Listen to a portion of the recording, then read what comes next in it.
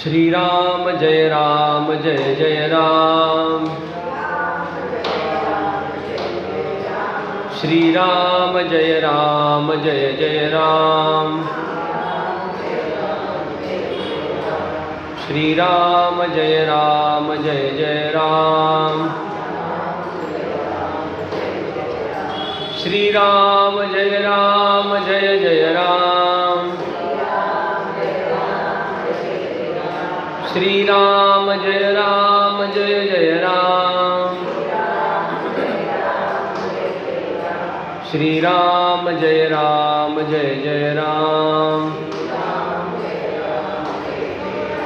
श्री राम जय जय राम।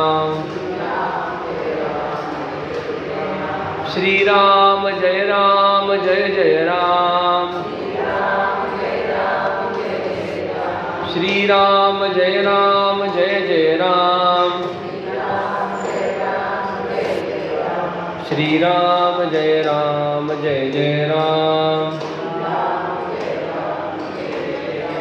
श्री राम जय जय राम।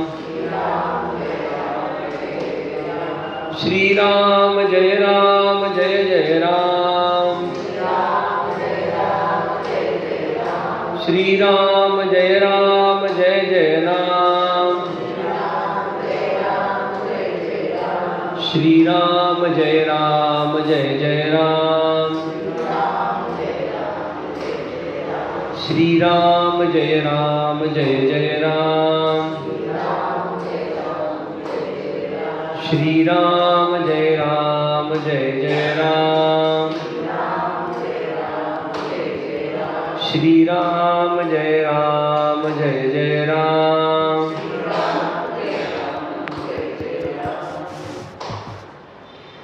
वर्णानाम् अर्थसंघानां रसानां छन्दसामपि मंगलानां च कर्तारौ वन्दे वाणी विनायकौ। त्वमेव माता च पिता त्वमेव बन्धुश्च सखा त्वमेव विद्या द्रविणं त्वमेव सर्वं मम देव। गुरुर्ब्रह्मा गुरुर्विष्णु गुरुर्देवो महेश्वरा। गुरुः साक्षात् परब्रह्म तस्मै श्री गुरवे नमः। वसुदेवसुतं देवं कंसचाणूरमर्दनं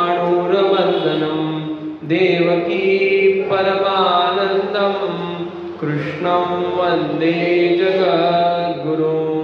कृष्णाय वासुदेवाय हरये परमात्मने प्रणतक्लेशनाशाय गोविन्दाय नमो नमः। गोविन्दाय नमो नमः। अनंत कोटी ब्रह्मांड नायक भगवान श्री हरींच्या अनंत कृपेने मागील अनेक महिन्यांपासून आपण प्रत्येक महिन्याच्या शेवटच्या बुधवारी विक्रम संवत 2082 अक्षय तृतीयापासून आजपर्यंत सोशियो स्पिरिच्युअल म्हणजे आध्यात्मिक आणि सामाजिक अशा समन्वयाने युक्त असलेल्या प्रश्नांवरती, विचारांवरती, विषयांवरती विचार विमर्श करतो आहे, चिंतन करतो आहे। त्या शृंखलेमध्ये शक्यतो आपला असा प्रयत्न असतो की ज्या त्या महिन्यातल्या सण उत्सवांच्या अनुरूप आपण तो विषय घ्यावा आणि त्यामुळे डिसेंबरच्या शेवटचा विषय सुद्धा तसाच होता तदनुसार। आणि आता नुकतंच ध्रुवदादांनी सांगितल्याप्रमाणे 26 जानेवारीच्या माहोलमध्ये रंगत असताना राष्ट्रीयतेकडचा एक पाऊल किंवा एक पाऊल राष्ट्रीयतेकडे असा विषय आपण निवडलेला आहे। हा विषय आज 4 तारीख आहे आणि खरं तर जानेवारी अंती व्हायला पाहिजे होता, पण त्या दिवशी आपल्याकडे आपल्या महाराष्ट्र राज्याचे सध्याचे मुख्यमंत्री जे होते अजितदादा पवार त्यांचा दुःखद निधन झाला आणि राजकीय शोकाच्या अंतर्गत आपण तो कार्यक्रम स्थगित केला आणि त्याला आपण 1 आठवड्यानंतर या बुधवारी जानेवारीचाच शेवटचा बुधवार याच्या अंतर्गत हा कार्यक्रम आपण आज करतो आहोत. एक पाऊल राष्ट्रीयतेकडे या विषयाला जेव्हा आपण पाहतो तेव्हा आपल्या मनामध्ये स्वाभाविकरित्या भारत माता येते. स्वाभाविकरित्या आपण विचार करतो की राष्ट्र ही खूप मोठी संकल्पना आहे.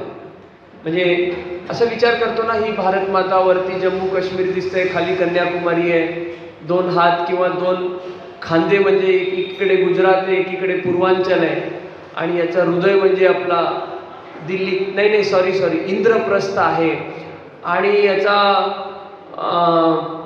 उदर जो आहे तो मध्य प्रदेश आहे, थोडा महाराष्ट्राचा मराठवाडा विदर्भ आहे, आणि याच्या 2 जंघा म्हणजे कर्नाटक आणि आंध्रा तेलंगणा असं आहे, आणि ते चरण कमल कन्याकुमारी, आणि हा समुद्र तट त्या सगळ्याला त्या चरणांना धुतो आहे. ही भावना आपल्या समोर उभी राहते. भारत माता म्हटल्यानंतर, राष्ट्र म्हटल्यानंतर, राष्ट्र कशाला म्हणावं? आपल्याकडे या विषयावरती खूप मोठमोठ्या लोकांनी खूप मोठमोठ्या गोष्टी लिहून ठेवलेल्या आहेत. म्हणजे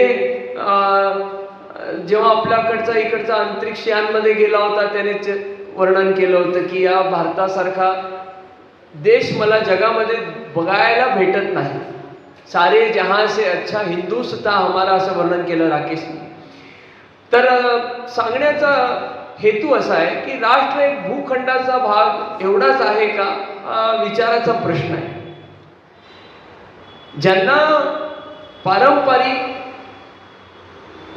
पार्श्वभूमी नाही, सांस्कृतिक विचारांची त्यांच्याकडे शैली नाही, अशा त्यांनी राष्ट्रांचा निर्माण हे फक्त भूखंडाचे भाग म्हणूनच केलेले आहे. कोणी विचारत असेल की भारत पाकिस्तानचा जेव्हा विभाजन झाला तेव्हा लाहोर का त्यांना देण्यात आला, ते म्हणे मोठा शहर नव्हता म्हणून थोडासा इकडून त्यांना देऊन टाकला. किंवा आफ्रिकेचं जेव्हा आपण मानचित्र पाहतो, मॅप, तेव्हा त्याच्यामध्ये तुम्हाला अनेक प्रांत असे, अनेक राष्ट्र असे भेटतील की ज्याच्यामध्ये असं सरळ बाउंड्री केलेली असं, म्हणजे विचारच नाही केला. अर्धा जो पर्वत आहे तो या बाजूला आहे, अर्धा पर्वत या बाजूला आहे, नदी इकडे आहे, थोडी अर्धी नदी तिकडे आहे. आणि एक ठिकाण तर असाही आहे जगाच्या मॅपमध्ये खूप पूर्वीकडे, म्हणजे जिथे रूस आणि ते जे हवाई आयलँड्स आहेत, तर तो असा भाग आहे की असं पाऊल ठेवलं तर हा आधीचा दिवस आहे, आणि इकडे पाऊल ठेवलं तर 24 तासानंतरचा दिवस आहे. तसा दिवस तर तिथे 1 मिनिटाचा 2 मिनिटाचाच फरक आहे. पण तो टाइम झोन असा बनवलेला आहे की ह्याच्या पुढे हा ईस्ट मोस्ट पॉइंट हा आहे, आणि वेस्ट मोस्ट पॉइंट म्हणजे पूर्वी भाग हा आहे आणि पश्चिम भाग हा आहे, असं त्यांनी विभाजन केलेलं आहे. म्हणजे त्या विभाजनाला काय म्हणायचं, तर्क आहे काही त्याच्यामध्ये, विचार करून त्यांनी केलेलं आहे असं बिलकुल वाटत नाही. गणनेकरिता सुविधाजनक असावं म्हणून त्यांनी केलं असेल, पण असं पाश्चात्मिक जगाकडून आपल्याला असे अनेक वेडे उपहार भेटलेले आहेत. आणि हे त्यांच्या दीन दरिद्र विचारसरणीचा दुसरं काही नाही परिणाम आपल्याला दिसून येतात. मग आपल्याकडे महापुरुषांनी राष्ट्राची महिमा कशी सांगितलेली, आपण सुरुवातीला वर्णन पाहिलं. आपल्यासाठी राष्ट्र एक भूखंड नाही आहे, राष्ट्र एक जीता जागता पुरुष आहे, राष्ट्र पुरुष आहे. मग याला राष्ट्र पुरुष म्हटल्यानंतर आपला पौरुष जागरूक करण्यासाठी आपण त्याला राष्ट्र पुरुष म्हणून पाहतो, आणि वात्सल्य स्वरूपिणी किंवा चंडी स्वरूपिणी पाहण्यासाठी आपण तिला भारत माता म्हणून पाहतो. जगाच्या पाठीवर असा कुठलाही राष्ट्र नाहीये ज्या भूभागाला चेतन स्वरूपाने ओतप्रोत केलेलं आहे. आपण वर्णन करताना म्हणतो यहाँ का कंकड़ कंकड़ शंकर है, चंदन सी देश की माटी, बच्चा बच्चा राम है, असं वर्णन करताना आपल्याला राष्ट्र म्हणजे काय हे लक्षात येतं. जगाच्या पाठीवर कुठल्याही देशाची वैचारिक पार्श्वभूमी किंवा त्याचं वर्णन अशा प्रकारचा नाही. मग हे चुकून आलं का? हिमालय किरीट आहे असं आपण वर्णन करतो, संस्कृतचा पूर्ण श्लोक आहे तो, समुद्राचे पाय असं आपोआप आलं का? चुकून आलं का? पण तसं तर आपण राज्यांमध्ये उत्तराखंडला देवभूमी म्हणतो, पण या संपूर्ण भूखंडामध्ये भारत ही देवभूमी आहे. म्हणजे एक पाऊल राष्ट्रीयतेकडे या विषयाला सुरू करण्याच्या आधी नेमकं राष्ट्र म्हणजे आपल्यासाठी काय आहे ह्याच्यासाठी आपल्याला एक पार्श्वभूमी तयार करण्याची, समजण्याची आवश्यकता आहे. आपल्याकडे नाही का, जेव्हा आपण वर्णन करतो राष्ट्र, हे भारत माता, राष्ट्र पुरुष असं सगळं आपण पाहिलं, तेव्हा असं विचारतात की रामायणच्या काळातला, महाभारतच्या काळातला आपण जेव्हा मॅप पाहतो ते असं हळूहळू म्हणजे तो भूगोल बदलत आलेला आहे, भूगोल बदलत आलेला आहे. मग आपण वर्णन करताना काय करतो? जम्बूद्वीपे भरतखंडे आर्यावर्ते भारतवर्षे असं संकल्प करताना आपण म्हणतो. म्हणजे मोठ्यापासून छोटा असं येतो. मग ह्याला जम्बूद्वीप का म्हणतात? जम्बूद्वीपे. भरतखंड का म्हणतात? आर्यावर्ते म्हणजे आर्यन इन्व्हेजन थेअरीला आपण तोंडावरतीच थुकतोय थोडक्यात. आणि भारतवर्षे, मग भारतवर्ष काय? म्हणजे एक आपण असं पाऊल आत घेतो. मग भारतालाच देवभूमी म्हटलेलं आहे. भारताचीच ही अशी जुनी परंपरा आपल्याला ही करोडो वर्षांआधीची आहे. आपण जेव्हा वाल्मिकी रामायण पाहतो किंवा महाभारत जेव्हा पाहतो ग्रंथ, त्याच्यामध्ये अशा शब्दांचा उल्लेख आहे. मग असं म्हटल्यानंतर जेव्हा असं देवभूमीच का म्हटलेलं इथे? मग आता मला सांगा की सामान्य प्रश्न आहे की आपण राम, कृष्ण, नारायण या सगळ्यांना मानतो, हे आपल्या धर्तीवरती अवतरले. आता ही गोष्ट अनेक लोकांना हजम होत नाही. म्हणजे त्या अकबर बिरबलची खूप एक प्रसिद्ध कथा आहे. एकदा काय आपल्याला माहिती आहे, अकबरला तर विचित्र प्रश्न पडायचे आणि त्याला उत्तर देणारा पण तसा खमक्या माणूस भेटला होता, त्यामुळे प्रश्न पडायला हरकत नाही. त्याला एकदा प्रश्न पडला, तो बिरबलला म्हणतो, अरे तुम्हारी परंपरा में बहुत भगवान है, देखो वो भगत के लिए भगवान अवतार ले लेते हैं, स्वरूप ले लेते हैं, बहुत भगवान है. हमारे देखो इधर एक भगवान है, only one, God is only one, एक अल्लाह है असं म्हणून तो एक व्यंग करतो, बिरबलला व्यंग करतो. बिरबल म्हणतात, ऐसा कुछ नहीं हुजूर, हम भी एक ही भगवान में मानते, निराकार स्वरूप है वो, निराकार स्वरूप एक ही भगवान है, उसके रूप अनेक है. नहीं बोले वो झटपट अवतार लेने के लिए आ जाता है, भक्त को बचाता है, काम नाही असं म्हणतो. मग बिरबल म्हणतो, ठीक आहे महाराज, मैं आपको उत्तर देऊंगा म्हटल्यानंतर दुसऱ्या दिवशी योजना करून तो काय करतो, चला म्हणतो आज आपण तलावामध्ये विहार करायला जाऊ, नाव घेऊन विहार करायला जाऊ. बहुतांश लोकांना ही कथा माहिती आहे, थोडक्यात त्याचं तात्पर्य सांगतो. विहार करायला जातो तो. योजना काय करतो, अकबर आणि बिरबल एका नावमध्ये सवार होतात आणि ते दुसऱ्या नावमध्ये त्याला मुलाला बसवतात. तो काय नाव त्याचं, अकबरचा मुलगा सलीम, त्याला बसवतात. आणि योजना अशी असते की त्याच्यामध्ये एक त्याचा पुतळाही बसवतात, झाकलेला असतो. आणि प्रकाश असा करतात की तो पुतळाच त्याचा मुलगा असं त्याला दिसावं लांबून. आणि राजा आहे म्हटल्यानंतर स्वाभाविक सैन्य सगळे, जसं आता आपण लाईफ जॅकेट घालतो तसं ते जॅकेट बिकेट जे काही असेल त्यांची सगळं बचाव योजना, बचाव समिती होती सगळी.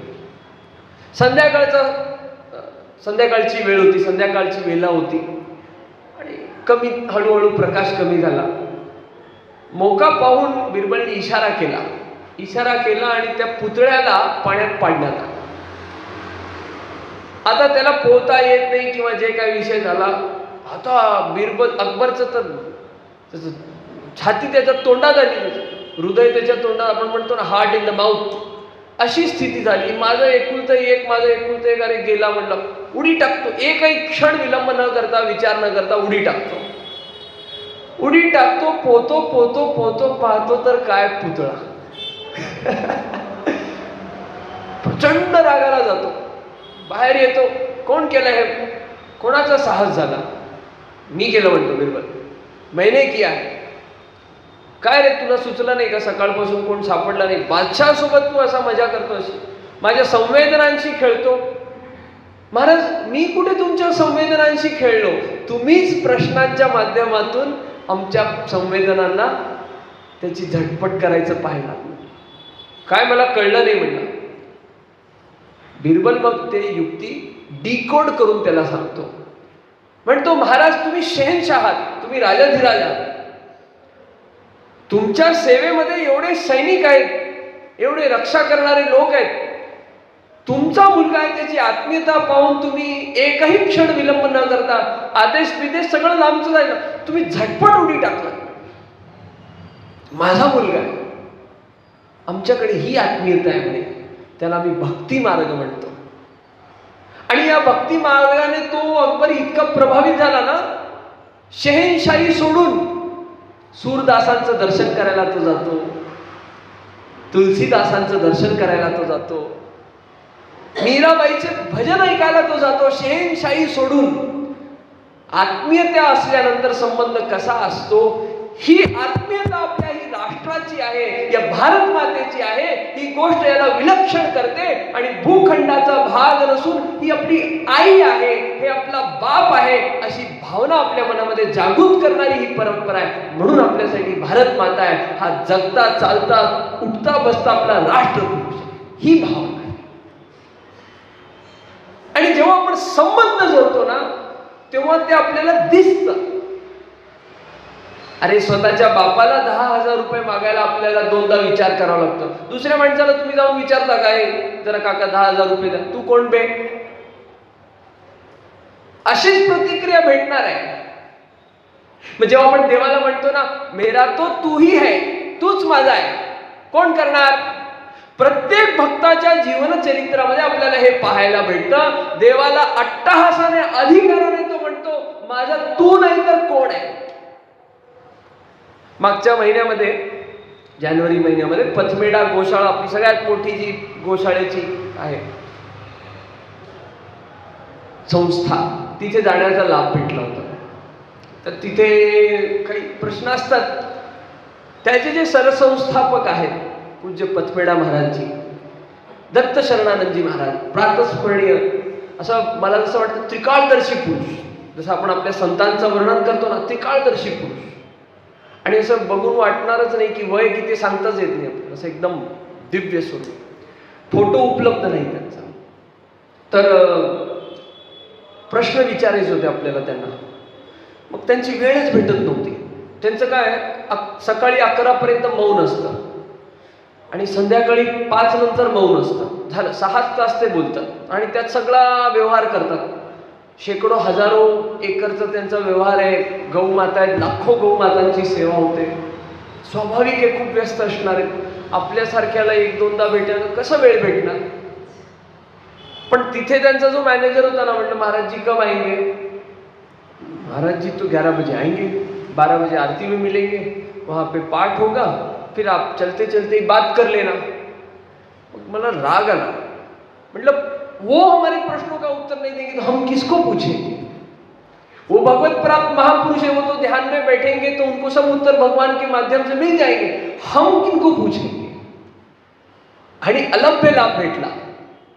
आता त्यांना कोणी जाऊन सांगितलं थोडी नव्हतं की तुमच्याबद्दल अशी चर्चा चालू आहे. पण आपण जसं संतांना अधिकाराने बोलतो, जसं आपण शुभराय महाराजांना बोलतो की तुम्ही नाही बोलणार तर आम्हाला कोण? तुम्ही स्वप्नात येऊन उत्तर सांगा, प्रत्यक्ष येऊन उत्तर सांगा, कसं पण सांगा. तुम्ही नाही सांगणार तर कोण सांगणार? ही भावना भक्तांची देवासाठी असलेली आहे. त्यामुळे देव या धर्तीवरती अवतरण करतो. अशी ही आपली देवभूमी आहे. हा भूभाग नाही आहे, ही देवभूमी आहे. चेतन स्वरूप राष्ट्रपुरुष आहे. मग कुठल्याही धर्मात म्हणजे मजहबांमध्ये आपल्याला भारतभूमीच्या बाहेर देवाच्या अवतरणाची कथा लांब लांब पर्यंत ऐकायला भेटत नाही. कुठल्या अमुक परंपरेमध्ये देवानी त्याच्या मुलाला पाठवलेलं आहे, सन ऑफ गॉड. अमुक परंपरेमध्ये त्यांनी त्यांच्या मेसेंजरांना पाठवलेलं आहे, आचार्यांना पाठवलेलं आहे. अमुक अमुक परंपरेमध्ये अजून कोणाकोणाला तरी पाठवलेलं आहे. पण ही एकमेव भूमी आहे, ही देवभूमी आहे, ज्याच्यामध्ये तो स्वतः आलेला आहे, ज्याला आपण अवतार म्हणतो. ती रामकृष्णाची भूमी, ही भूमी देवभूमी, भारतभूमी. आणि हा अलभ्य लाभ आहे की आपण या भूमीवरती जन्माला आलो. आता 5-10 वर्षात काळ बदलला आहे, पण त्याच्या आधीपर्यंत अमुक प्रांतामध्ये म्हणजे अमुक राष्ट्रामध्ये शिकून आला. मलाही असं वाटायचं, हे अमेरिकेत शिकून आला. MBBS करत असताना मी विचार करायचो, आपल्याला जर खूप मोठं सर्जन व्हायचं असेल, ते काय वेडी फीत डोक्यात फिरतच असते ना, बाजार आपला प्रतिबिंब मनामध्ये होणार त्याचा. आपण अमेरिकेत शिकून आलो, USMLE ची परीक्षा दिली, आपण UK मध्ये व्यक्तिगत स्वतःची प्रत्येकाची म्हणजे निवड आहे. आजही लोक जातात करतात, ऑस्ट्रेलियाला AMC घेऊन जातं, ही परीक्षा ती परीक्षा, असं एवढे पैसे खर्च, मग एवढे कमवायचं. उनके विचारों को उनका समर्थन आहे, प्रत्येकाचं विचार स्वातंत्र्य आहे त्याला. पण मग नंतर विचार केला की अरे आपण किती मोठी पुण्यही सोडून जातो, आपल्या आईबापाला सोडून आपण दुसरीकडे चाललो, अशीच ही भावना, ही पुण्यभूमी आहे. आणि अशा या पुण्यभूमीमध्ये आपल्याला राष्ट्रीयता म्हणजे काय हे विचार करणं ही पूजाच आहे. त्यामुळे भारत मातेचं काम आणि जगदंबेचं काम, या राष्ट्रपुरुषाचं काम आणि रामकृष्णाचं काम ही एकच आहे. याच्यात भेद नाही, याच्यात भेद नाही. आणि ज्वलंत उदाहरण आपल्या समोर या 2 शताब्दीमध्ये पाहायला भेटतो, तो म्हणजे स्वामी विवेकानंदांचा होय. भगवे वस्त्र धारण करून राष्ट्रीयतेचा डंका पश्चिमाच्या जगामध्ये वाजवणारा तो महापुरुष आपल्याला हे साक्षात दर्शन घडवतो की राष्ट्रीयता आणि भारतीयता आणि हे आध्यात्मिकता याच्यात भेद नाहीये. मग आता हे तर खूप मोठे मोठे नाव झाले. आपण एक एक उदाहरण पण पाहणार आहोत की जनसामान्यांनी राष्ट्रीयतेचं दायित्व त्या त्या कालखंडामध्ये कसं निर्वाहित केलेलं आहे. आपण यामध्ये रामायणाचं उदाहरण पाहणार आहोत, महाभारताचं उदाहरण पाहणार आहोत, त्याच्यानंतर चाणक्याच्या काळाचं उदाहरण पाहणार आहोत, त्यानंतर आता झालेल्या विजयनगर साम्राज्याचं उदाहरण आपण पाहणार आहोत, आणि स्वातंत्र्य काळामध्ये चर्चा झालेल्या नेताजींचं उदाहरण पाहणार आहोत, सावरकरांचं उदाहरण पाहणार आहोत. आणि या काळामध्ये लोकांनी राष्ट्रीयतेचं निर्वाह कसं केलेलं आहे आणि या सगळ्यांच्या परंपरेमध्ये आजच्या घडीला आपल्याला काय करायचं आहे, आजच्या घडीला आपल्याला काय करायचं आहे हे आपण बोलणार. हे आजचा आपला विषय, ही झाली याची प्रस्तावना.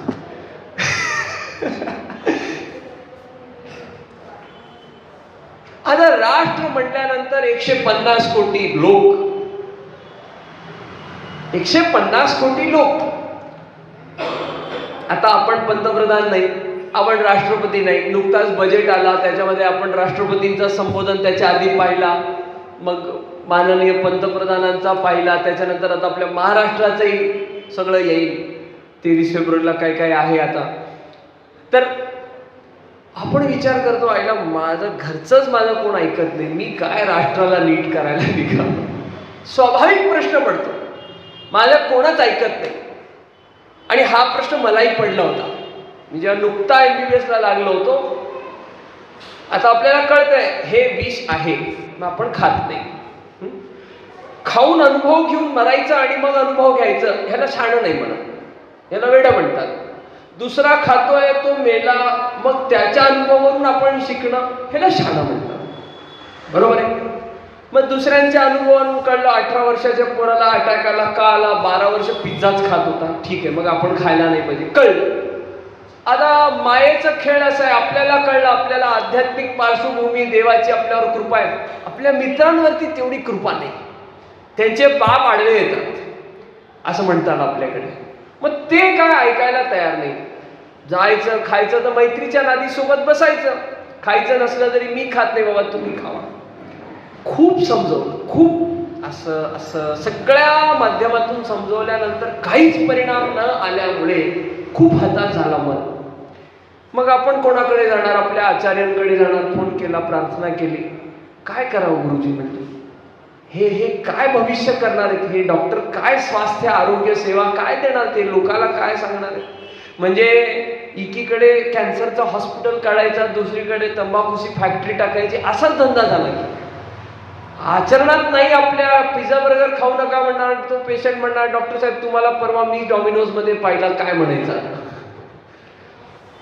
त्यांचं एकच उत्तर, मेरे वर्षों का अनुभव है, हमने कहना चाहिए, हमने हमारा काम करना चाहिए, स्वाभाविक रीति से परिणाम हमको देखने के लिए मिलता है. झालं, ठरलं आपलं. हीच गोष्ट गाठ मारून ठेवली आणि हेच करत राहील. तुम्हाला मज्जा सांगतो की आमच्याकडे मांस खाणारे लोकांनी मांस सोडून टाकलं, कंठी धारण केली, एकादशी करायला लागले. मज्जा का होईना, आरोग्याच्या दृष्टिकोनातून का होईना, पण परिणाम पाहायला भेटला.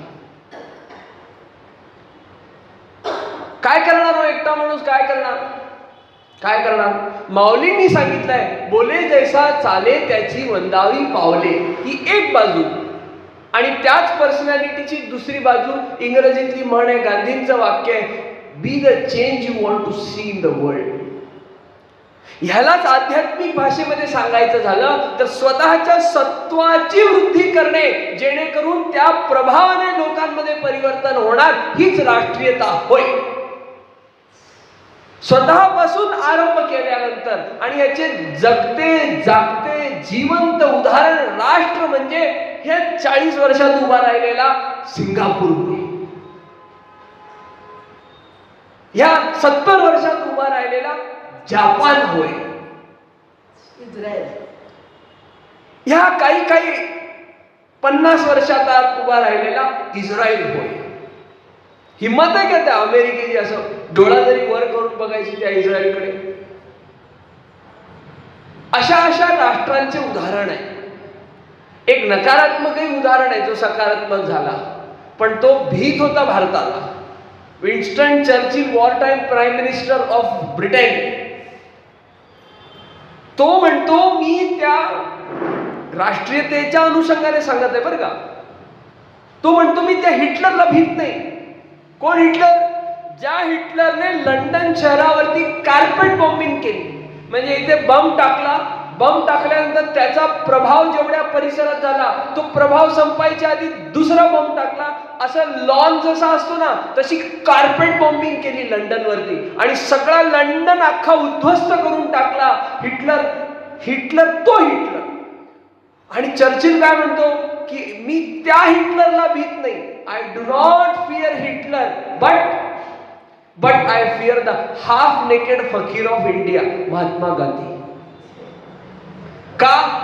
तो म्हणतो त्या गव्हर्नरांच्या मीटिंग मध्ये, तो म्हणतो की गव्हर्नरांनो, तुम्ही भारतात जाऊन काहीही करा, पण तुम्ही पटेल आणि गांधीची एकांतिक भेट घेऊ नका. तुम्ही घेतल्यास 10 मिनिटाच्या आत कोरा कागदावर तुम्ही सही करून बाहेर याल.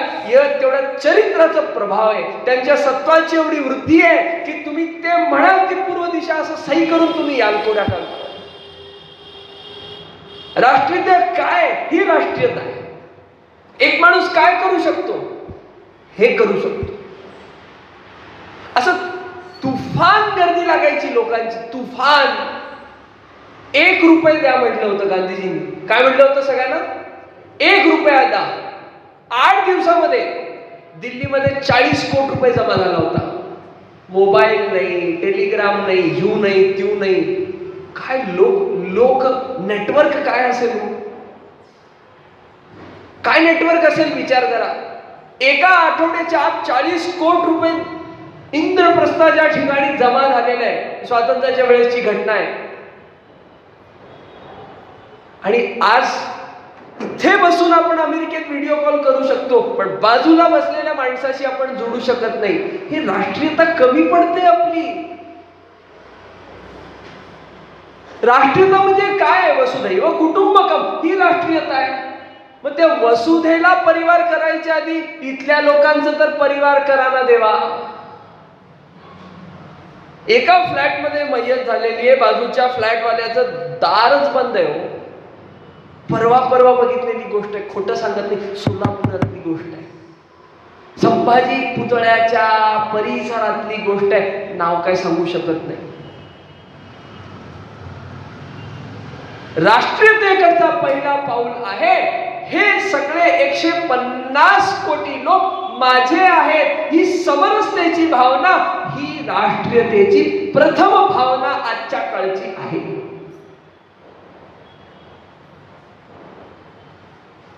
राष्ट्र म्हणून प्रगती कसं करणार? अहो, ह्याचं साधं उदाहरण तुम्ही घरच्या परिवाराचं घ्या. 4 भावंडांचा परिवार आहे, आता तेवढं राहत पण नाही म्हणा. 4 भावंडांचा परिवार आहे. आई वडील आहेत. आई कोणाकडे जास्त लक्ष देते? जो थोडासा कमजोर आहे, ज्याला त्याची तब्येत साथ देत नाही, जो थोडा कमी मार्क घेणार आहे, त्याच्याकडे लक्ष जास्त देते का नाही? हा परिवार आहे का नाही? असाच परिवार पुढे जातो. मग समाज पुढे कसं जाणार? एखादा जो कच्चा घडा आहे त्याला धरायचं, त्याला साथ द्यायचं. हा पहिला पाऊल आहे. आणि त्यात पण अजून एक उपपाऊल काय आहे? त्याचा स्वीकार करायचा. आपल्याकडे काय माहितीये का? मी पैसेवाला आहे, मी शिकलेला आहे. मागे पण आपण ही चर्चा केलेली आहे. तुम्ही या सगळ्या नॉन मेडिकल विषयांवरती एका मेडिकोला का ऐकताय? त्या विषयातलं त्याला काय कळतंय? तुम्ही नाही. डॉक्टर बोलतायत ना म्हणून तुम्ही त्या गोष्टीला भाव देताय. या विचाराचा विध्वंस करायचा आपल्याला. जोपर्यंत आपण टॅग लावायचं बंद करत नाही तोपर्यंत आपण राष्ट्रीयता जगूच शकत नाही. ही टॅग लावण्याची जी परंपरा आहे ना, ही त्या मूर्खांनी आपल्याला दिली आहे, पाश्चात्य जगातल्या लोकांनी. म्हणजे इतके ते न्यून विचारांचे, न्यूनगंड मूर्ख लोक आहेत, ते इतके विचित्र आहेत की हा बाप आहे का नाही, ही आई आहे का नाही, हे साध्य करण्यासाठी जर एखादा केस असेल तर त्याला ते जेनेटिक्स करावं लागतं. आपल्याकडे काय केलं जातं? राजांनी काय केलं होतं? खूप विजयनगरचीच घटना आहे, खूप प्रचलित प्रसंग आहे. एक आई रडत रडत बाळाला घेऊन येते आणि ती दुसरी बाई भांडत येते. माझा मुलगा आहे, ती म्हणते नाही माझा मुलगा आहे, हे म्हणते नाही माझा मुलगा आहे. राजा म्हणतो जास्त डोकं लावू नका, माझ्याकडे वेळ नाहीये, भरपूर केस आहेत पेंडिंग. तलवार घे रे म्हणतो, ठेवा त्या पोराला, 2 भाग करतो, अर्धा घेऊन जाऊ म्हणतो. चिरकून ओरडते ती आई, खरी आई. 2 भाग करू नका, घेऊन जाऊ दे म्हणतो. झाला न्याय, चल दे म्हणलं. ही न्याय व्यवस्था, ही आपुलकीची भावना, ही राष्ट्रीयता, ही राष्ट्रीयता. अशी व्यवस्था असते ना तेव्हा काम होतं बघा. 20,000चं जिनोटाईप करायची आवश्यकता नाही. सामान्य गोष्टींना कॉम्प्लिकेट करणं, त्याला टॅग लावणं, हे तुझं आई आहे, तुझी बाप. बास्टर्डांना काय माहित असणार आहे आई बापाची परंपरा काय असते हो? दररोज सकाळी आपण नमस्कार करतो, ते वर्षातून एकदा करतात. मग कोणाला पकडलं पाहिजे? राष्ट्रीयतेची धरोहर कोणाकडे घ्यायला पाहिजे? राष्ट्रीयतेची धरोहर फ्रेंच वॉर ऑफ रेव्होल्युशन शिकून कळणार आहे का? अमेरिकन वॉर ऑफ इंडिपेंडन्स वाचून कळणार आहे का? Russian war of revolution, Russian revolution वाचून कळणार आहे का? हिटलर वाचून कळणार आहे का? भारताचा इतिहास वाचून कळणार आहे?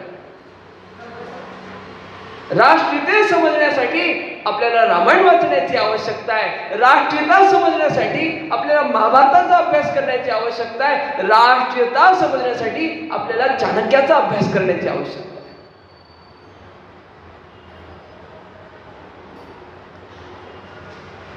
तुलसीदासजींच्या रामायणाचा अभ्यास जरी आपण केला तर शेवटच्या खंडामध्ये आपल्याला पाहायला भेटतं रामराज्याची संकल्पना ज्याच्यामध्ये वर्णन केलेली आहे. कुठलीही स्त्री विधवा झाली नाही त्या 10,000 वर्षांमध्ये. म्हणजे काय? आजार नव्हते. म्हणजे काय? भांडण नव्हते. म्हणजे काय? समरसता होती. एक राजा कसा असतो? तो भिल्लचाही स्वीकार करतो, तो शबरीचेही उष्टे बेर खातो,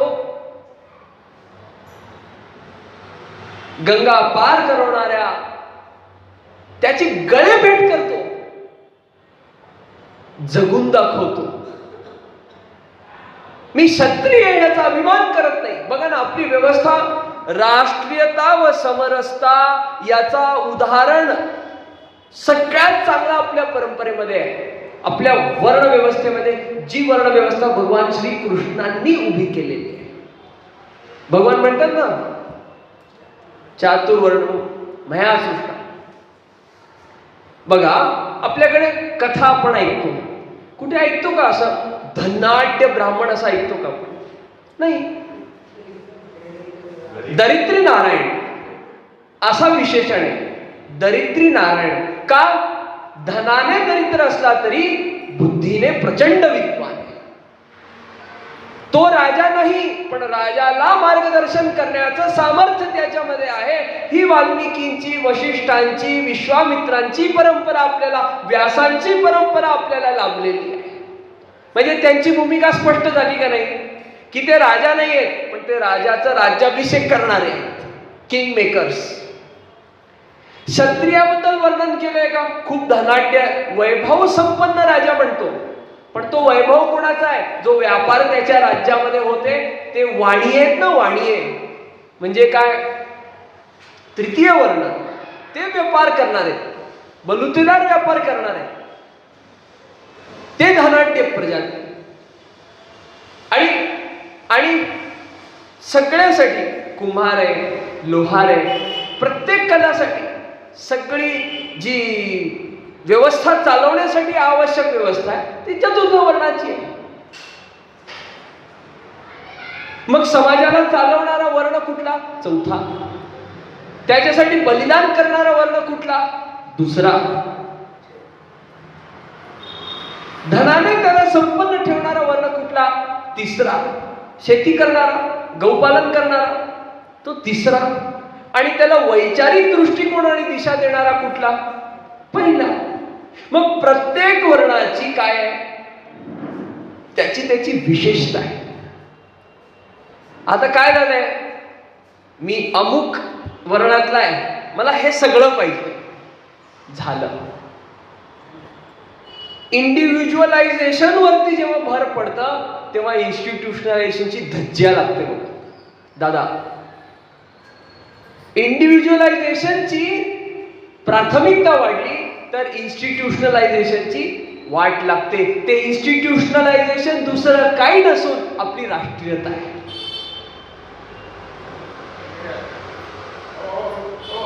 म्हणजे हीच गोष्ट आध्यात्मिकतेमध्ये पण लागू आहे.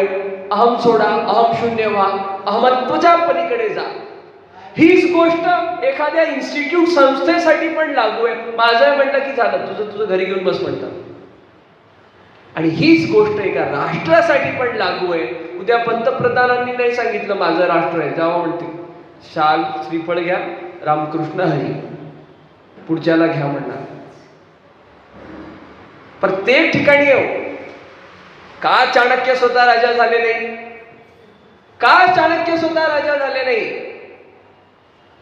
काय म्हणतो तो? बस बस झाले मला ही राजगादी म्हणतो. काय म्हणतो? बस बस झालं, एवढे नियम मला होत नाही, मला सुख नाही. तुला सुखासाठी राजा केला नाहीये म्हणतात ते. तुला लोकांची सेवा करण्यासाठी राजा केलेला आहे. या राज्यामधला शेवटचा व्यक्ती जोपर्यंत समाधानी होत नाही तोपर्यंत तुला सुखाची अनुभूतीचा विचार सुद्धा मनात यायला नाही पाहिजे. ही चाणक्य नीती आहे. राष्ट्र असे उभे होतात, परिवार पण असेच उभे होतात.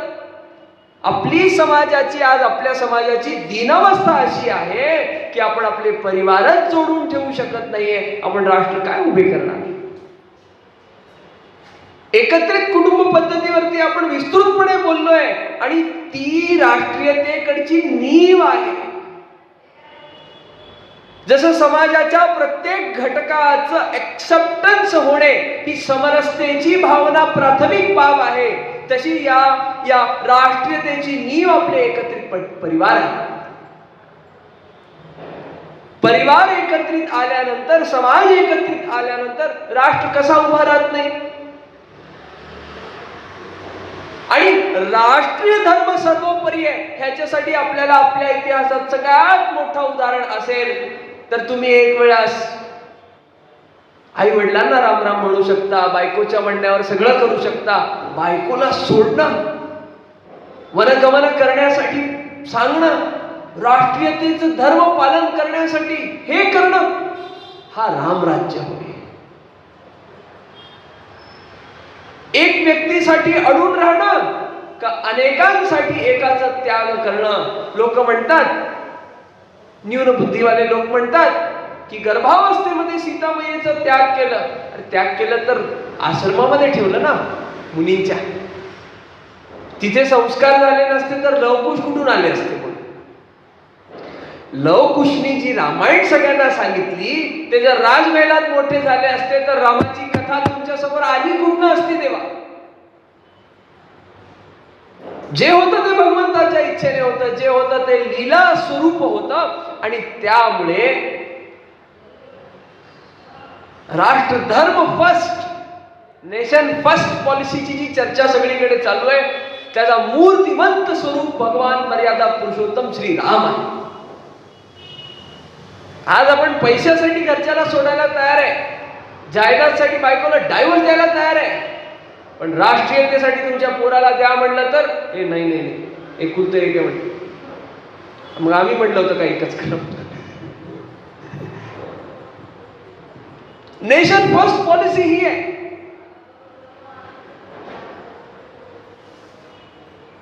व्यक्तिगत विचारांनी दुःखी झालेला अर्जुन म्हणतो युद्ध नाही करत माझे लोक आहे. देव म्हणतो तुझ्यासाठी नाही, धर्मासाठी युद्ध करतोय, राष्ट्रासाठी युद्ध करतोय, हस्तिनापूरसाठी युद्ध करतोय. तुझ्या बायकोला केस धरून ओढला, तिचं वस्त्रहरण केलं म्हणून नाही तो युद्ध करत आहे. काय गीता काय सांगते त्याला? स्वतःला विसर्जित करून राष्ट्रासाठी, धर्मासाठी काम करणे. वे ऑफ लिव्हिंग म्हणजेच धर्म आहे, त्याच्यासाठी काम करणे. राष्ट्रीय परंपरा काय मला सांगा? कुठल्या अँगलनी म्हणजे कुठल्या ढाच्यामध्ये आपण जमात उभी करणार आहे का राष्ट्राच्या नावावर? पोंगलचेच नाव सगळ्या राज्यामध्ये वेगळे आहेत, नव्या वर्षाचे नाव वेगळे आहेत.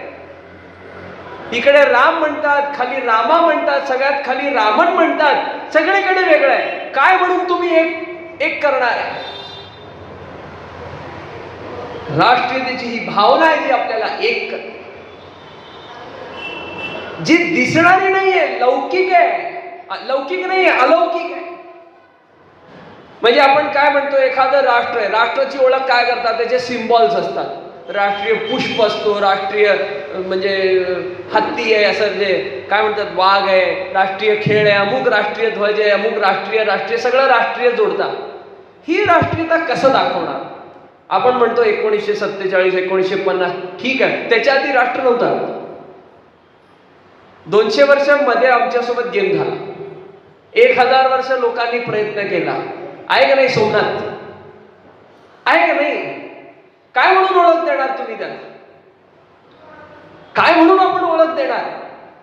कपडे वेगळे, खानपान वेगळं, बोली वेगळी, भाषा वेगळी, शृंगार पद्धती वेगळी, रीतिरिवाज वेगळी, मग काय म्हणून एक करणार त्याला? दिसत नाही ते भारत मातेसाठीचं समर्पण आहे, जे प्रत्येक बटालियनला भारत मातेसाठी युद्ध करण्यासाठी प्रवृत्त करतो. ती भावना आहे, ती रक्तात आहे, ती मातीत आहे, ती दिसणारी नाहीये, तुम्ही करूच शकत नाही एक. म्हणून तर युनिटी इन डायव्हर्सिटीचा उद्घोष आहे ना. नॉर्थ कोरियावाला आम्ही हे काय म्हणतो म्हणजे आमचं राष्ट्र, अरे त्यांना इंटरनेट बघायची सुविधा नाही लोकांना. हा फरक आहे. सगळ्या राष्ट्रांचा जो व्यवहारिक फरक आहे ना, तो ट्रम्प बाबा काय काय करायला लागलाय बघा. हकलायला लागलाय, टॅरिफ लावायला लागलाय. कशामुळे? भेद करायला लागलेत ते. ओबामा जेव्हा पंतप्रधान झाले, राष्ट्रपती झाले होते, किती लोकांनी हे केलं होतं विषय, फर्स्ट नॉन व्हाईट पर्सन. म्हणजे रेसिझम तुम्ही आम्हाला शिकवणार का?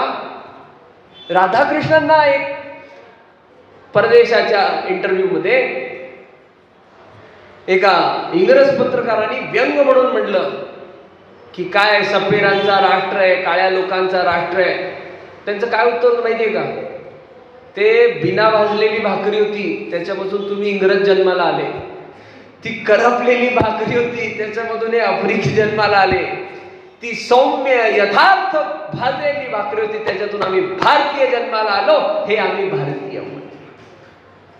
हा विनोदाचा भाग वेगळा झाला, पण व्यवहारिकतेच्या भाषेमध्ये कुठल्याही तुम्ही मापदंडांमध्ये ही भावना लावू शकत नाही.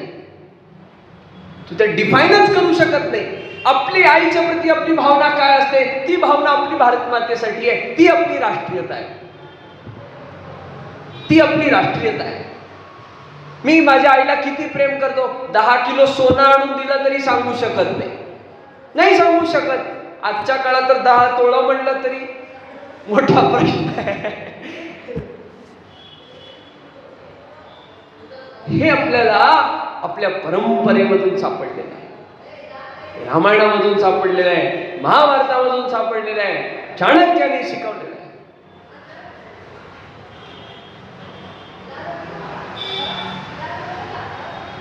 उल्लेख करावासा मला वाटतं आत्ताचा आपला उदाहरण म्हणजे नेताजींचा.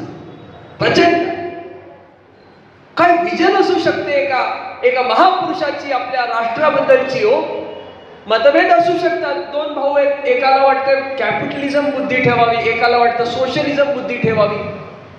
समन्वयाने काम होऊ शकतो. सगळ्यांना भेटले. नेताजी गांधींपासून टागोरांपासून सगळ्यांना भेटले. नाही जमलं तर काय झालं? आझाद हिंद सेना उभी केली. भारताच्या बाहेर जाऊन भारतासाठी काम केलं. विचार करू शकणार नाहीत लोक अशा विषम स्थितीमध्ये जाऊन त्या हिटलरला तुम्ही देऊ नका. मला शिकू नका म्हटलं, पॉलिटिक्स मला शिकू नका. मला माहिती तुम्ही हिटलरच नाही, ते पहिला तर तिथून सुरू झालं. ओळखला कसं म्हणलं, हिटलर नाही, तू दुसरा माणूस पाठवतो. मग ह्याच्यासाठी ट्रेनिंग घेतली का त्यांनी? असं म्हणजे असं लांबून बघायचं कसं कळतंय, बॉडी लँग्वेज, पर्सनॅलिटी, गावभराचे कोर्स निघालेत ना आता, त्याच्याबद्दल बोलत आहे. ती एक दृढ भावना असते की नाही, एक दृढ भावना ती उभी करते सगळ्या गोष्टी. जसं म्हणतात ना, ज्ञान प्रकट होतो. ज्ञान पुस्तकातून वाचून कळत नसते, ती माहिती असते फक्त. ज्ञान हा प्रकट होतो. दासबोध कुठून झालं? प्रकट झालेलं आहे. ज्ञानेश्वरी कुठून प्रकट केलेली आहे? अंतर्मनातून ज्ञानाचा स्रोत आहे. मन आपला ज्ञानाचा स्रोत आहे. भगवत कृपेने तो ज्ञान प्रकट झालेला आहे. तशा प्रकारे जेव्हा राष्ट्रीयतेसाठी आपली भावना दृढ असते ना, मग मार्ग आपोआप सापडतात. कुठनं सुरू करू याच्यासाठी विचार करावा लागत नाही, कोचिंग लावावं लागत नाही. जे आपलं सगळं आता समाज भरकट चाललेलं आहे ना, हे क्लास लाव, ते क्लास लाव, ह्याचा कोर्स कर, त्याचा कोर्स कर, आणि मुळात भावनाच पोकळ आहे. भावना दृढ नाहीये. लौकिक सुखामध्ये अलौकिकतेकडे लक्ष नाही. अलौकिकता जागृत झाली, लौकिक सगळ्या गोष्टी आपोआप आपल्याकडे चालून येतात. पद्मनाभ महाराजांना प्रश्न केला, म्हटलं ज्ञानार्जन करायचंय, फिरून होतं म्हटलं. महापुरुषांनी भारत भ्रमण केलंय, एका वाक्यात खंडन केलं त्यांनी आणि मार्ग दाखवला. जानने के लिए भटकना नहीं पड़ता है, एक जगह बैठ के प्राप्त हो जाता है. तिसरी चौथी पास असतील ते व्यवहारिक जगाच्या प्रमाणे बरं का, लाखो गायींचं आणि हजारो एकरांचं नियोजन करतात. आणि मीटिंग मध्ये तर अशी मीटिंग घेतात की ते सगळे भले भलते मोठमोठ्या कंपनीचे एमडी आणि डीएम कुठले कुठले काय ते विचार करतात, ह्या बाबाला या सगळ्या गोष्टी कुठून कळल्यात, यांना कसं माहिती, हे तर बाहेर जात नाही, लोकांना भेटत नाही, यांनी कोर्स केले नाही, ह्यांना कसं कळतंय. म्हणजे एखाद्या कंपनीचा एमडी कशी मीटिंग घेतो का नाही, हे एवढं आपण लावलं, ह्याचं काय झालं, हे कसं झालं, हे काय, ही सगळी व्यवहारिकता त्यांना माहिती आहे. आपले सगळे आधुनिक शब्द माहिती आहेत. ते युट्यूब बघत नाही आपल्यासारखं, मोबाईल बघत नाही ते, मग त्यांना कसं कळलं. जिवंत उदाहरण आहे ना, प्रकट झालं, साधन केलेलं आहे दादा. दशक त्यांनी हिमालयामध्ये साधन केलेलं आहे. आपल्याला तेवढं सगळं जमत नाही. मग आपल्यासाठी काय घेण्याचा धडा म्हणजे काय, घेण्याचा धडा एवढाच आहे की आपले जे तत्व आहेत, आपल्या ज्या सिद्धांतांवरती आपण जगत आलेलो आहे, आपल्याला परंपरागत जो वारसा प्राप्त झालेला आहे त्याला आपण जगावं.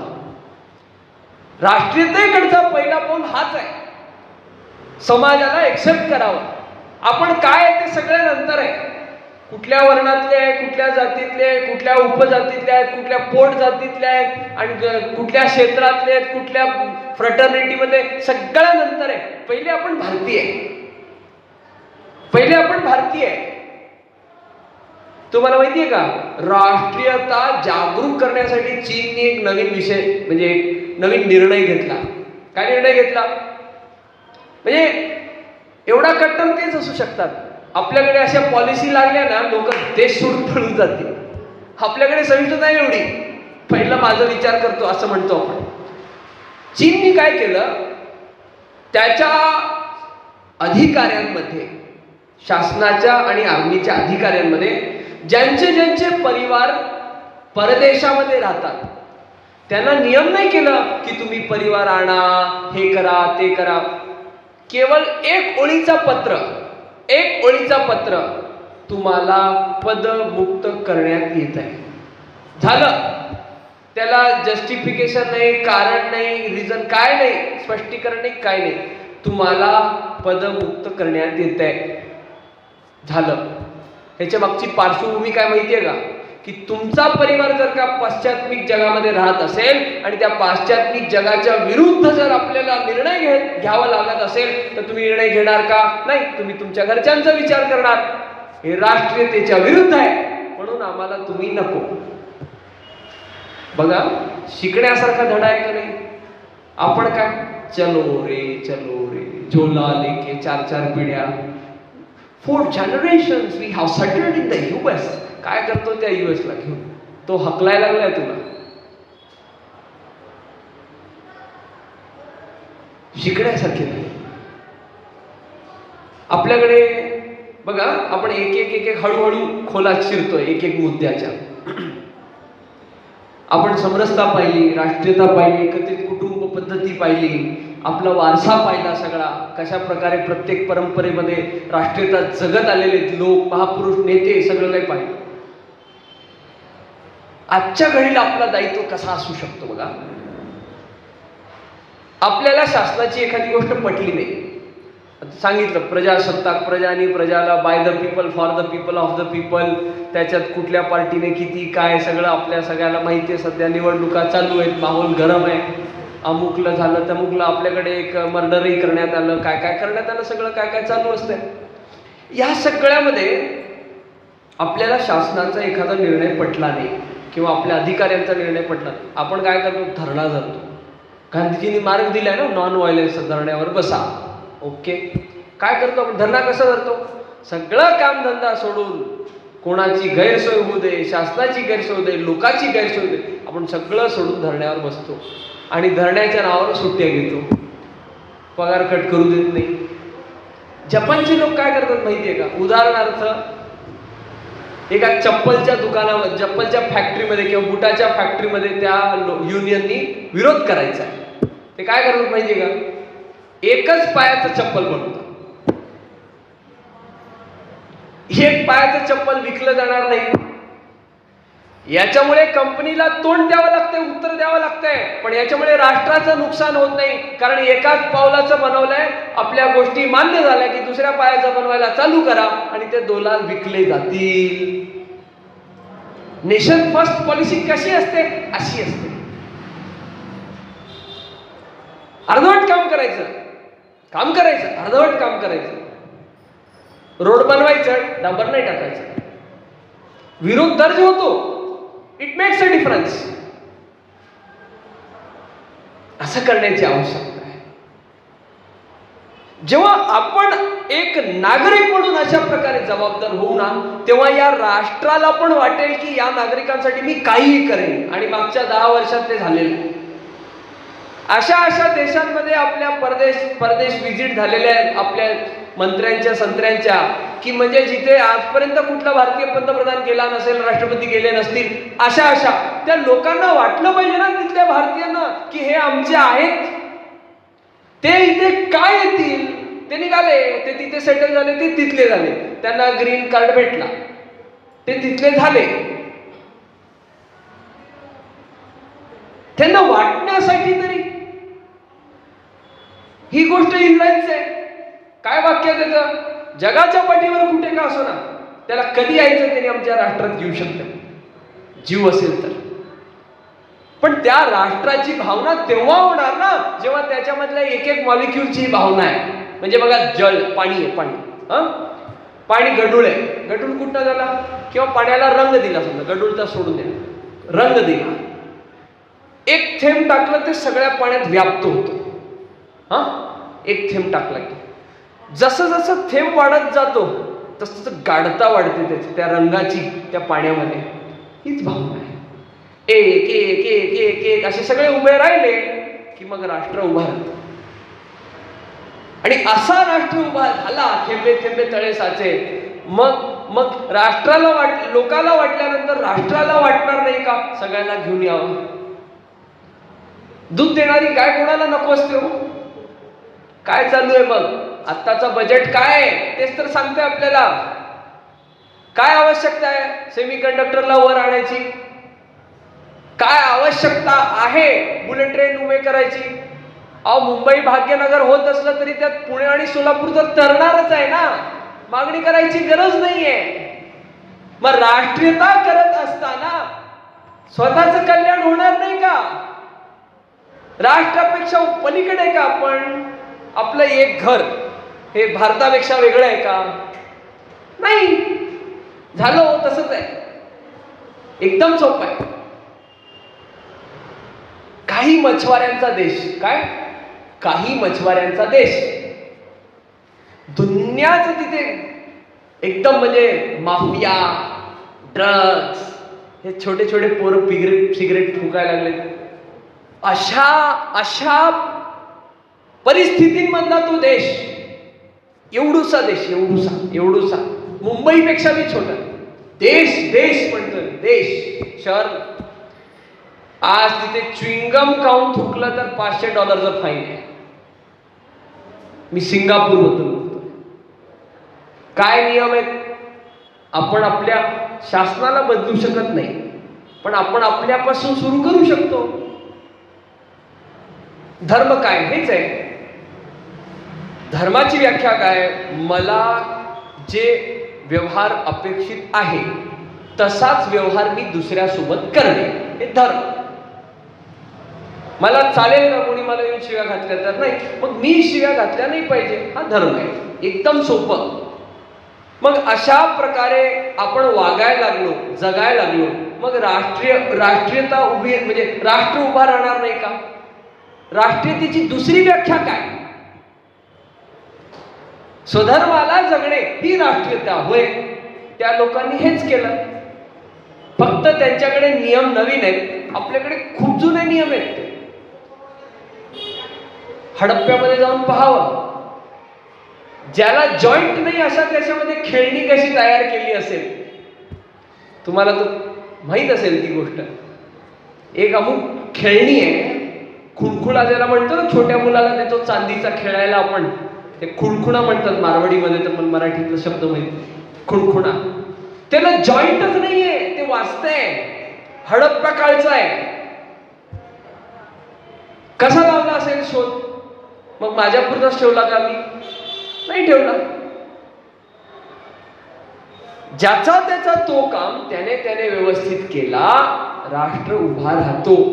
हेच जपान शिकवतं, हेच सिंगापूर शिकवतं, हेच इस्रायल शिकवतं, हेच रामायण शिकवतं, हेच महाभारत शिकवतं, हेच चाणक्य शिकवतात, हेच तेनाली रामा शिकवतात, हेच नेताजी शिकवतात, हेच सावरकर शिकवतात, हेच आपल्याला शिकायचं. पुढचे नाव घेतलं तर मला म्हणतील तुम्ही ह्या पार्टीचे. एखाद्या राष्ट्राच्या पंतप्रधानाला बीच वरती जाऊन कचरा वेचण्याची काय कामधंदे नाहीत का त्यांना? राष्ट्रीयता शिकवण्यासाठी. हो, इलेक्शन आलं की मंदिर मंदिर फिरत नाहीत, ते मंदिर मंदिरच फिरतात का? कारण ही परंपरा आहे आपली. मग ट्रेंडचा जमाना आहे ना, मग त्याला ट्रेंड केलं की मग बरोबर तीर्थाटन वाढतं. बघा की आता 19 एप्रिलला अक्षय तृतीया सुरू झालं की कशी घाई लागते तिथे चारधामला. कमीत कमी कळायला लागलंय की चारधाम पण आहेत उत्तर भारतात. अजून कशी जागरूकता पाहिजे राष्ट्रीयतेकडून, आपल्याला राष्ट्रीय अथॉरिटीज कडून. आपल्याला कमी आपलं पडतंय, कमी आपलं पडतंय. एक पाऊल राष्ट्रीयतेकडे आपल्याला टाकायचं, आपल्या जगण्यातून टाकायचं, आपल्या इतिहासातून शिकून टाकायचं. स्वतःची करन्सी छापली होती नेताजींनी, उपलब्ध आहे ते. एकावर ते एकच बाजूला नेहरूचा फोटो आहे. काय विचार केला असेल. अहो, एक संडास बाथरूम घरात बांधायचं असेल तर 6 महिने विचार करतो आपण. 6 महिने कसं राष्ट्र उभं करणार आपण? मग परत फिरून तिकडेच. Quick decisions, correct decisions. सुरुवात स्वतःपासून. न थुकणे, सिग्नल न तोडणे. आजची गोष्ट आता इथे येत असतानाची गोष्ट आहे. डफरीन चौकात फर करून गेला सिग्नल तोडून. काय त्याला अभिमान वाटला असेल, मी सिग्नल तोडला का? कारण मामा नव्हते तिथे अडवायला.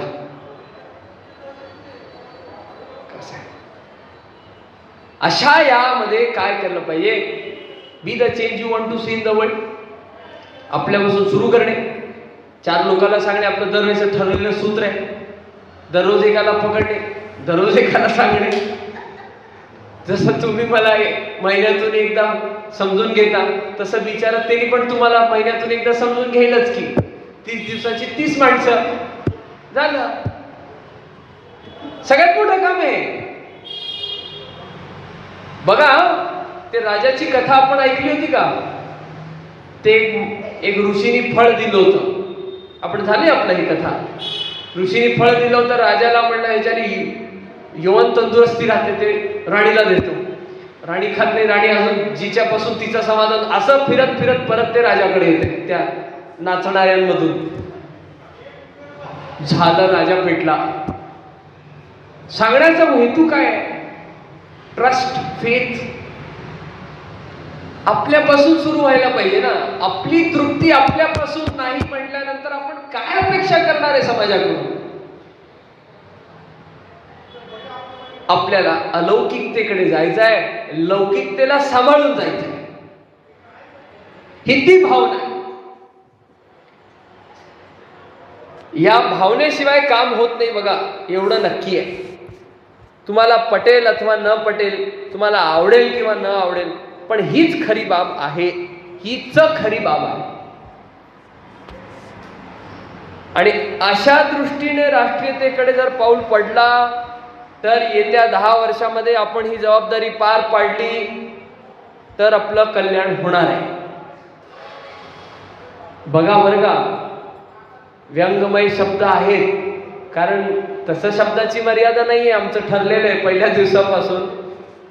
पण खरं सांगतो, काय खरं राहणार नाही, काही खरं राहणार नाही असं मला वाटतंय. आणि या सगळ्या चर्चा सत्रेला विराम करण्यापूर्वी एक छोटीशी कविता आहे, ती आपल्या समोर सादर करू इच्छित आहे. ती त्या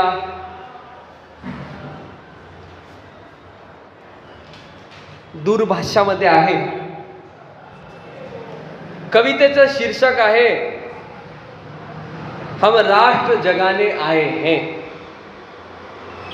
कवितेचं शीर्षक आहे हम राष्ट्र जगाने आए हैं.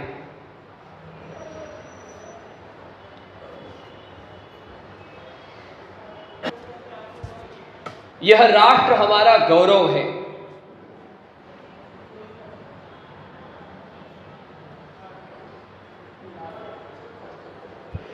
जनगण मन अधिनायक के संबोधन से जो प्रेरित है, जनगण मन अधिनायक के संबोधन से जो रेखित है, भूखंड नहीं केवल एक ये जागृत यह राष्ट्र पुरुष एक है.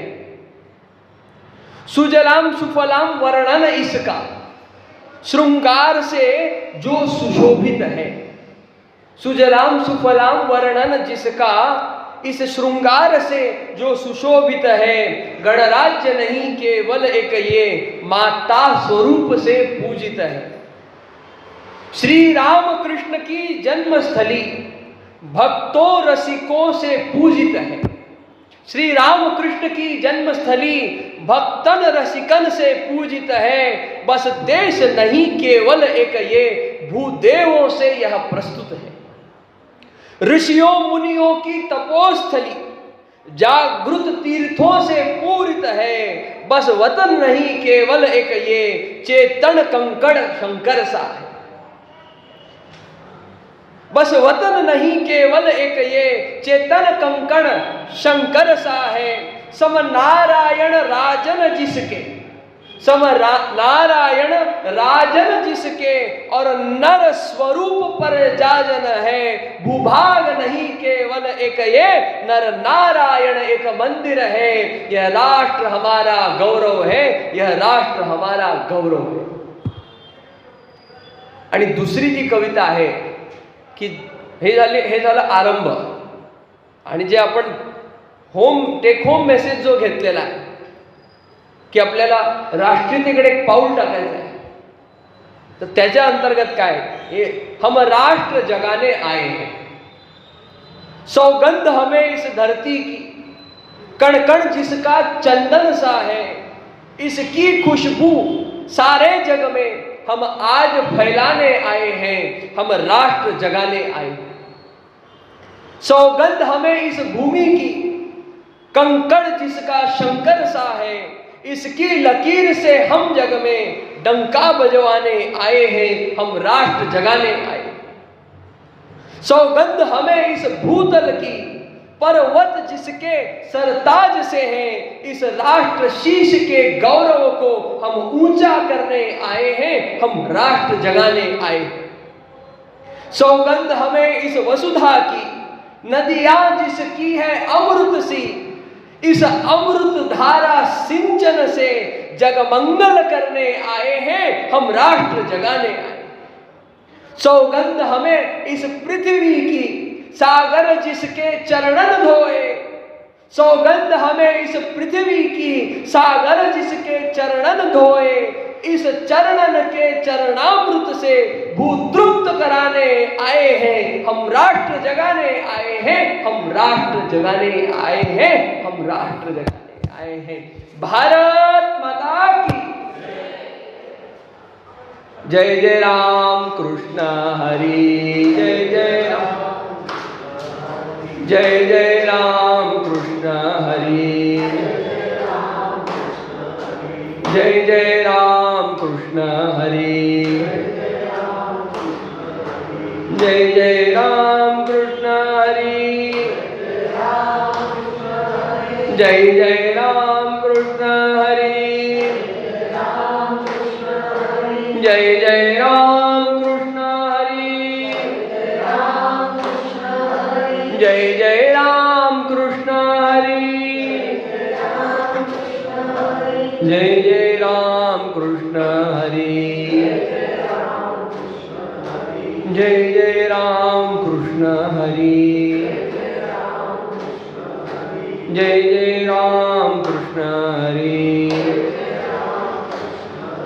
जय जय राम कृष्ण हरि.